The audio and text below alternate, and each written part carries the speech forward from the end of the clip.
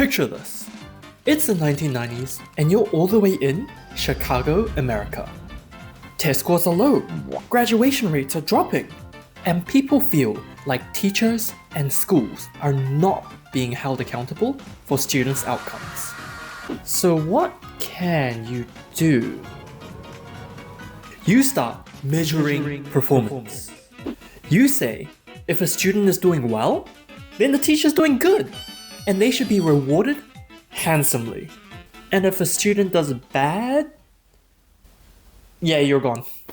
You can see why this would be an issue, right? You can see how this might get abused, right? Well, one economist by the name of Stephen Levitt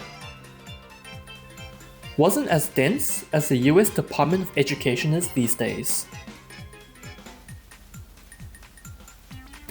I mean was, 1990. Stephen Levitt accessed millions of standardized test results from Chicago public schools across several years to see if there were any signs of cheating teachers. And this is where we come in. Hi, we're Group J, and this is how we went about finding those cheater teachers. So, imagine this, you're a student and you do a test in year 3, then another in year 4, and so on.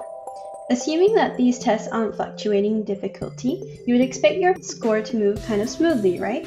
If you were an A+ student in year 3, then it's not unlikely to say you would be an A+ student in year 4 too. Well, using that idea, we looked at how much the student's score changed over time. That is, how much your score went up from last year, which we call the score gain, and how much it went down the next year, which we call the score fall. Then we averaged those gains and falls for each teacher using their teacher ID. To keep things fair, we used z-scores to see which students were way above or way below the average. We combined all of these scores into one suspicion score, where high values indicated unusually large gains, followed by large falls. Finally, we used a method called k-means clustering, which automatically grouped teachers based on how similar their scores are.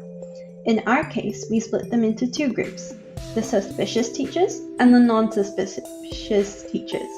In the end, we found a total of 262 teachers that were cheating. Cheater teachers typically showed strong average gains in their year, followed by declines the following year.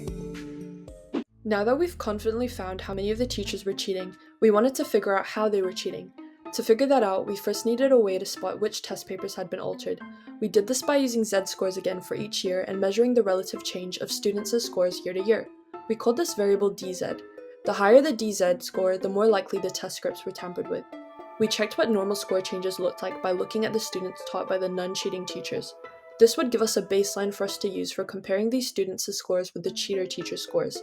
The honest baseline mean dz is negative 0.04. If we look at all cheater teacher class scripts together, this mean rises to 0.65, and if we isolate the ones flagged as likely altered, it jumps to 2.4. So the overall cheater mean sits between those two, just as a mixture model predicts. With this plot, we estimated that around 4.6% of all students had their test papers altered. Among those taught by cheating teachers, approximately 34% of students in their class were affected. To look past rough cutoffs and quantify what cheating looks like, we fit a simple mixture likelihood model with 2 groups to the cheating teacher's students. We set the honest normal distribution using the non-cheater classes with a mean of almost 0 on DZ and a typical spread of about 1.34. Then, using maximum likelihood, we asked the following questions. What proportion of the papers look altered? How big is their average boost? And how tightly do they cluster? The model tells us that about a third of the papers have been altered, with an average boost of around 2 and a tight spread near 0.42. So it's not a few wild outliers that we're talking about, it's many students that have been nudged up by a similar amount. The likelihood model shows that there are more altered papers and the boosts are less extreme than our manual approach from earlier. Bootstrap's checks put both means inside the confidence band, with the model capturing the broader variability. So, back to Chicago. When incentives like these reward big jumps, the data responds.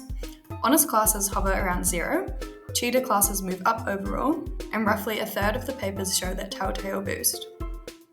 Cheating here looks like raising many students up a little to make the whole class look better.